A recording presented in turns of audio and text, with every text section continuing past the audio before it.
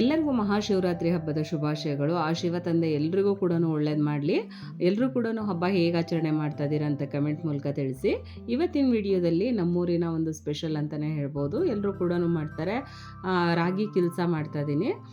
ಇದೊಂದು ಶಿವರಾತ್ರಿಯಲ್ಲಿ ಮಾಡೋವಂತಹ ಅಡುಗೆ. ಇದು ತುಂಬಾ ರುಚಿಯಾಗಿರುತ್ತೆ, ಅಷ್ಟೇ ಹೆಲ್ದಿ ಕೂಡ ಹೌದು, ಅಷ್ಟೇ ತಂಪಾಗಿರುವಂತಹ ಒಂದು ರೆಸಿಪಿ.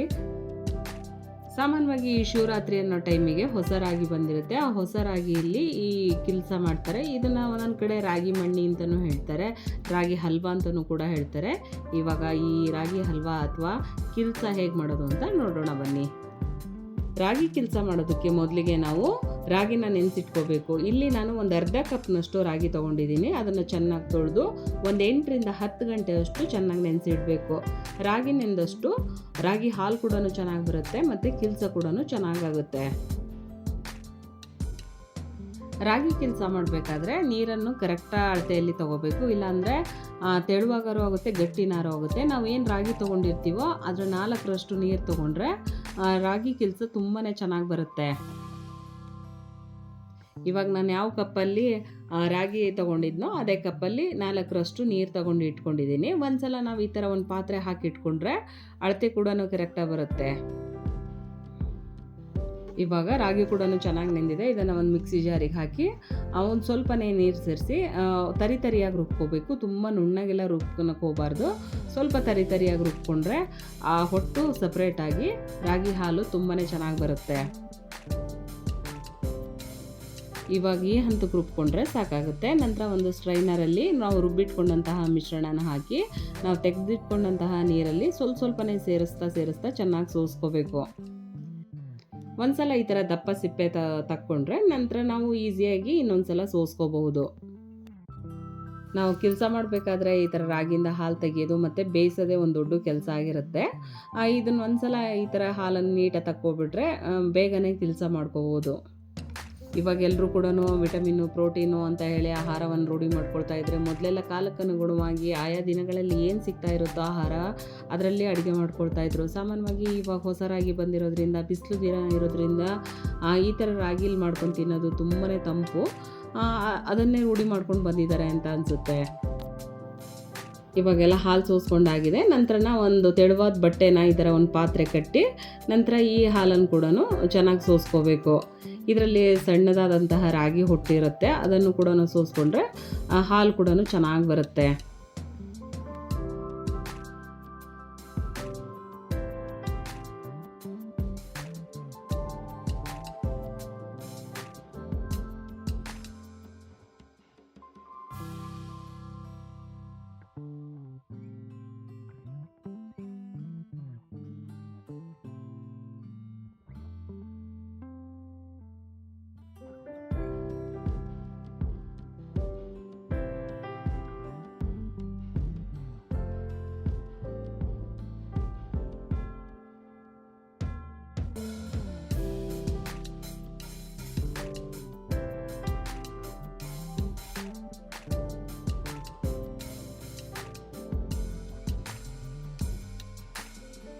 ಇವಾಗ ಹಾಲೆಲ್ಲ ಸೋಸ್ಕೊಂಡಾಗಿದೆ. ನಂತರ ನಾವೇನು ರಾಗಿ ತೊಗೊಂಡಿದ್ದೀವೋ ಅದ್ರ ಮುಕ್ಕಾಲು ಭಾಗದಷ್ಟು ಬೆಲ್ಲ ತೊಗೋಬೇಕು. ಉಳಿದಿರೋಂತಹ ನೀರಿಗೆ ನಾನು ಆ ಬೆಲ್ಲ ಹಾಕಿ ಕರಗಿಸಿ ನಂತರ ಈ ಹಾಲಿಗೆ ಸೋಸ್ಕೊಂಡಿದ್ದೀನಿ.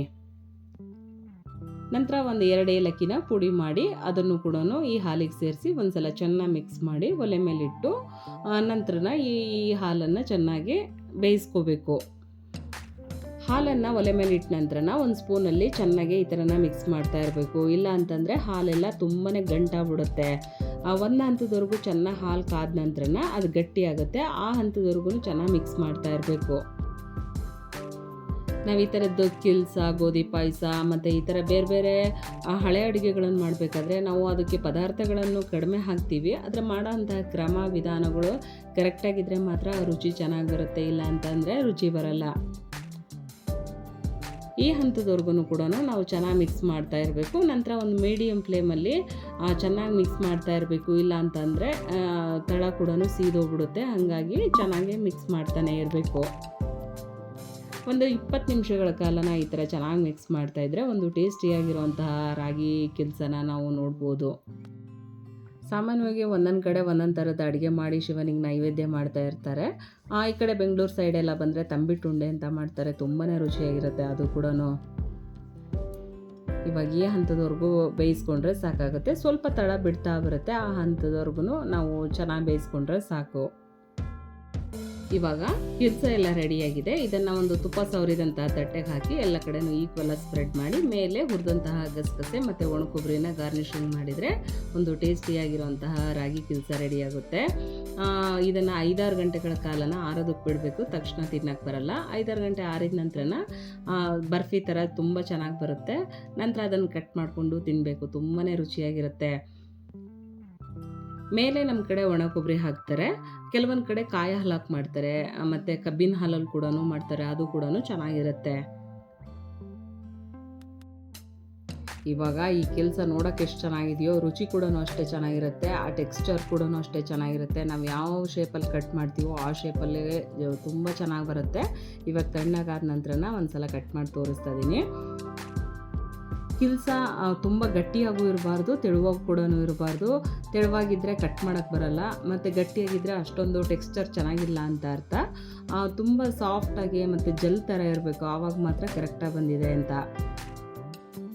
ಇವಾಗ ನಾನು ಹಾಕಿರೋ ನೀರು ಬೆಲ್ಲ ಕರೆಕ್ಟಾಗಿದೆ, ಟೆಕ್ಸ್ಚರ್ ಕೂಡ ಕರೆಕ್ಟಾಗಿದೆ, ತುಂಬಾ ರುಚಿಯಾಗಿತ್ತು, ಅಷ್ಟೇ ಕರೆಕ್ಟಾಗಿ ಕೂಡ ಬಂದಿತ್ತು. ಹೊಸ ಧಾನ್ಯದಲ್ಲಿ ಮಾಡಿದಂತಹ ಈ ಅಡುಗೆ ಶಿವನಿಗೂ ಕೂಡ ತುಂಬಾ ಇಷ್ಟ ಆಗುತ್ತೆ. ಎಲ್ಲರೂ ಕೂಡ ಮಹಾಶಿವರಾತ್ರಿ ಹಬ್ಬಕ್ಕೆ ಈ ಕಿಲ್ಸನ ಟ್ರೈ ಮಾಡಿ ನೋಡಿ, ತುಂಬಾ ಇಷ್ಟ ಆಗುತ್ತೆ. ಮಕ್ಕಳು ಕೂಡ ತುಂಬಾ ಇಷ್ಟಪಟ್ಟು ತಿಂತಾರೆ, ನಿಮಗೂ ಕೂಡ ತುಂಬಾ ಇಷ್ಟ ಆಗುತ್ತೆ. ಯಾವುದೇ ಹಳೆ ಅಡುಗೆ ಆದರೂ ಕೂಡ ಅಷ್ಟೇ, ನಾವು ಮಾಡೋಂತಹ ಕ್ರಮ, ಹಾಕುವಂಥ ಪದಾರ್ಥ ತುಂಬ ಸಿಂಪಲ್ ಆಗಿದ್ದರೂ ಕೂಡ ರುಚಿಯಲ್ಲಿ ಮಾತ್ರ ತುಂಬಾ ಚೆನ್ನಾಗಿರುತ್ತೆ. ಅಷ್ಟೇ ಹೆಲ್ತ್ ಬೆನಿಫಿಟ್ ಇರುವಂತಹ ಅಡುಗೆಗಳು ಇವೆಲ್ಲನ. ಬೇಸಿಗೆಗಂತೂ ಹೇಳಿ ಮಾಡಿಸಿದಂತಹ ಅಡುಗೆ ಇದು. ಎಲ್ಲರೂ ಕೂಡ ಈ ಶಿವರಾತ್ರಿ ಹಬ್ಬಕ್ಕೆ ಟ್ರೈ ಮಾಡಿ ನೋಡಿ, ತುಂಬಾ ಇಷ್ಟ ಆಗುತ್ತೆ. ಈ ಕಿಲ್ಸದ ಜೊತೆ ಕಾಂಬಿನೇಷನ್ ಆಗಿ ಸ್ವಲ್ಪ ಚಿತ್ರಾನ್ನ, ಪಲ್ಯ, ಕೋಸಂಬರಿ, ಹಪ್ಪಳ, ಸಂಡಿಗೆ, ಉಪ್ಪಿನಕಾಯಿ ಮಾಡ್ಕೋಬೇಕು.